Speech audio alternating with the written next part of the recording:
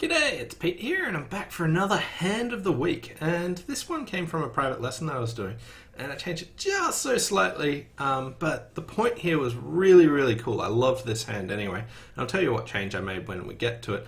And it's all just about reading the bidding to place the cards, using those sort of points, building a huge map of the hands, like what are the unknown hands, and this just makes the play so much easier when you're actually starting to build a picture of their hands.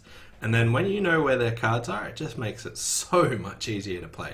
Anyway, I hope you enjoy this hand. So get into it, and the auction starts 1 diamond, and now partner bids 2 diamonds Michaels, so they've got both majors 5-5.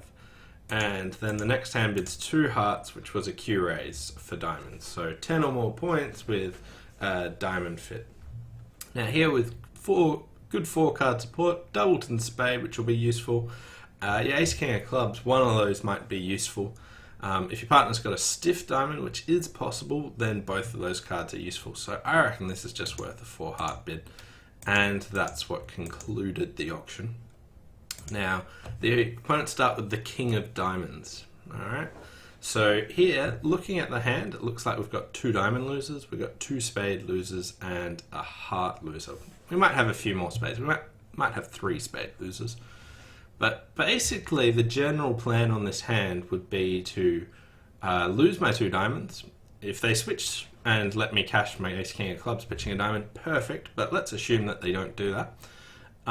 Basically find the Queen of Hearts and then hope that I can just guess whether to play low to the King of Spades or low to the Jack of Spades, and then eventually set up my spades. So here they started with the King of Diamonds and then switched to the Ace of Spades. So not the best defense, but so that solved our King Jack guess straight away. And then they played the Queen of Diamonds, and now played a club. So it's at this point where we get to build a good map of what's actually been going on here. So, alright, whenever I see a King Jack guess, I think counting points is a really useful idea. Now the opponents sort of destroyed that by cashing the ace, but on this hand we started counting points anyway.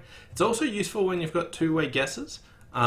Like in this hearts. Now we're probably going to lay down the Ace King would be your initial thoughts, but counting points can be useful and counting shape can be useful, but we can't really do too much exploring on this hand.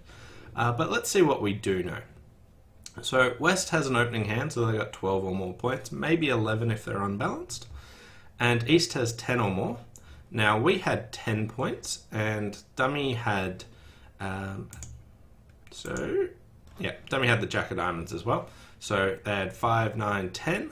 So here we've got 10, 10, 12, and this hand said they've got 10 as well, but they can't. So they could have 9 opposite 11 or 8 opposite 12.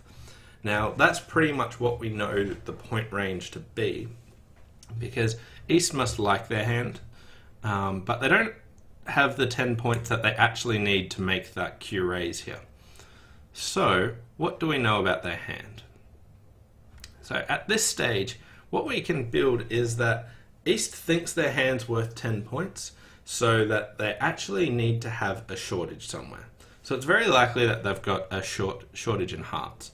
Now if we build the picture of the hand, we know East has the Ace of Diamonds, we know they've got the Queen of Clubs, because we saw that, and we know that West has the Jack of Clubs. So we know East has one more Queen, either spades or hearts, but we also know that they've got a shortage. Now, that shortage isn't going to be in spades, because that would give West a 5-card spade suit. It's not going to be in clubs, because that would give West a 6-card club suit. So now we know East actually has a singleton heart.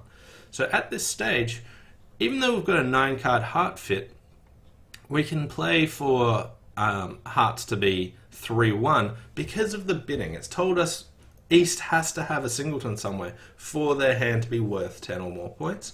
So instead of just going 8 ever, 9 never, and just woodenly playing King of Hearts, Ace of Hearts, and hoping for the best, we can listen to the bidding, we count some high card points, and now we know that for East to value their hand as 12 or more, 10 or more points, they have to have a shortage somewhere, and that's going to be in hearts. So they'll have a singleton heart.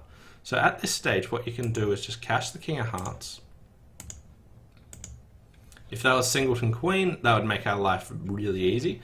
But here, we now need to finesse a heart, and it works. So we see that happen all fine. And now we cash the ace of hearts. And basically at this stage, we can only ruff one spade, so we either need spades to be 3-3 to start with, king of spade, spade, and it all comes good. Or we need the doubleton 10 of spades here, or doubleton queen of spades here. So we just cash the spade, and this time we see the 10 appear. Now, this is the one thing I changed. The 10 didn't appear on this hand, but just a low one. But what you do know from this hand is that East has to have 8 points. They've got the ace of diamonds, queen of clubs, and the queen of spades. Like, that's where the points are. Once you build this picture of the hand, we know exactly where the cards are. So now that we've got a choice of either taking a roughing finesse of spades, because I had the 9, West had the 10, so we've just got the jack 8, and the only one higher than that's the queen. So we can take a roughing finesse, or we can hope that spades are 3-3, but we know that East has the queen of spades. So when we lead the jack, we're actually all good here when they don't cover, because we know for certain that we can actually run this in safety. And when that does, we just rough the spade, and now that hand's all good.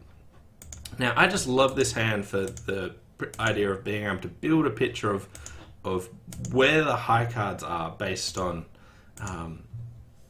the bidding. Like, you know that this hand said they've got 10 or more points, but you know they don't have 10 or more points, so you know there's extra shape on the hand, so you can start playing for that. And then when you start piecing together those 8 or 9 points that they might have, when you know that they've got that ace, that queen, and now there's 2 missing queens, you locate one, you locate the other, the rest of the hand just plays like a dream.